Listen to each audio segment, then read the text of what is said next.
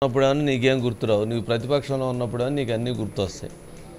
అంటే సమస్యలని పరిష్కరించుకోవాలనుకుంటే మరి చంద్రబాబు నాయుడు గారు రేవంత్ రెడ్డి గారు మధ్య ఎంత సారూప్యతుందో లేకపోతే తెలియదు. కానీ మొత్తానికి కేసీఆర్ గారి మధ్య జగన్మోహన్ రెడ్డి గారి మధ్య రాజకీయపరమైనటువంటి ఆర్థికపరమైనటువంటి సారూప్యత రెండు కలిగి ఉన్నాయి.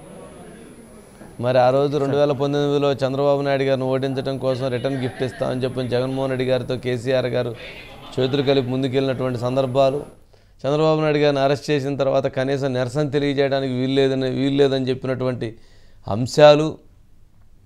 అదేవిధంగా మొన్న ఎన్నికలు జరుగుతుంటే కూడా కేసీఆర్ గారు ఓడిపోయి ఉండి కూడా జగన్మోహన్ రెడ్డి గారు గెలుస్తారు అని చెప్పారు. నిజంగా కేసీఆర్ గారు మరి ఏమి ఆ కేసీఆర్ గారికి ఆ రిపోర్ట్ ఇచ్చినట్టు ఎవరినో తీసుకొచ్చి గదిలో చీకట్లో పడేసి చిత్తకొట్టుడు కొట్టాలా?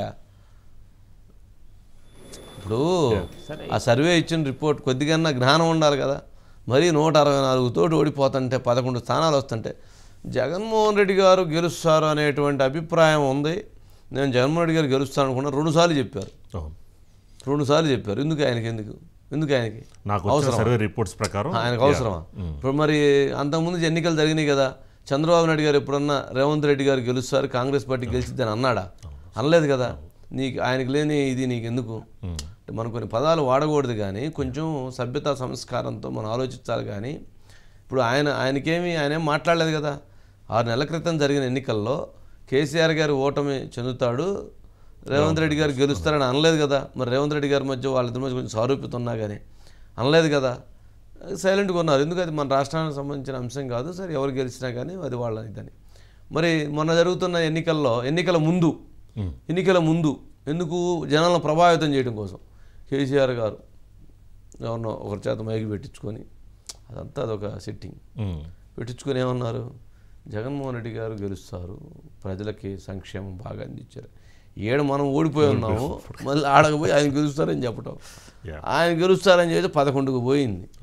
జనం చాలామంది ఆయన ఎవరో ఆ స్వామి పరిపూర్ణానంద స్వామి కాదు, స్వామి ఏడెవరో ఒక ఆయన ఉంటాడు, చెబుతుంటాడు జాతకాలు బోతకాలు ఏం చెబుతుంటాడు. ఆయనండి వేణుగోపాల్ స్వామి. నాకెవరో వేణుగోపాల స్వామికి బుద్ధి వచ్చిందని వేణుగోపాల స్వామి ఒక ఆయన, 2 మన ఆరామస్తాను వీళ్ళతో పాటు కేసీఆర్ గారు కలపాల్సింది. కేసీఆర్ గారిని వదిలేశారు జనం. కలిపితే ఇది ఎవరు చెప్పారయ్యా? సరే, ఇప్పుడు అది అప్రస్తుతం కానీ బట్ ఏదన్నా కానీ కొంచెం ఆలోచించి ఉండాలి.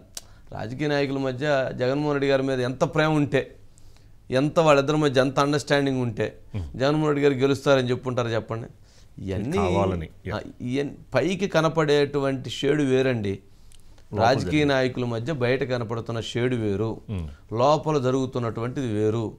చాలామంది దోతలు ఈ మధ్యలో చిటికీలు వేసుకొని అదే పనిలో వ్యవహరిస్తూ ఉంటారు.